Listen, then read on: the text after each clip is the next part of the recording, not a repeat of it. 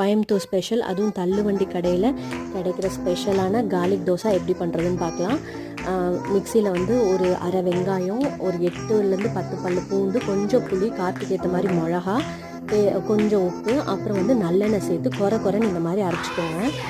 அதுக்கப்புறம் ஈஸியான ப்ரொசீஜர் தான். தோசை ஊற்றிட்டு தின்னாக ஊற்றுங்க. ஊற்றிட்டு எண்ணெய் ஊற்றி நெய்யும் ப்ரிஃபர் பண்ணிக்கலாம். நெய்யும் ஊற்றிட்டு முக்கால்வாசி வெந்தோன்னே இந்த பேஸ்ட் எடுத்து கொஞ்சமாகவும் சரி, உங்களுக்கு டேஸ்ட்டுக்கு ஏற்ற மாதிரி கொஞ்சம்னா கொஞ்சம், நிறையா வேணும்னா நிறையாவும் அப்ளை பண்ணிவிட்டு ஃபுல்லாக ஸ்ப்ரெட் பண்ணிவிடுங்க. ஸ்ப்ரெட் பண்ணிவிட்டு நல்லா முறுவலானோன்னே எடுத்துட வேண்டியதான். இன்றைக்கி வெளியிலலாம் போயிட்டு வீட்டுக்கு வரையிலே ரொம்ப லேட் ஆகிடுச்சு. உள்ளே வந்தோடனே டின்னர்னாங்க. ஸோ டேஸ்டியாக சிம்பிளாக ஈஸியாக 5 நிமிஷத்தில் பண்ணிடலான்னு இதை பண்ணேன். இதுக்கு வந்து தொட்டுக்க வந்து தேங்காய் சட்னி மட்டும் இருந்தால் போதும். நீங்களும் உங்கள் வீட்டில் சீக்கிரம் டின்னர் பண்ணி அசத்துங்க.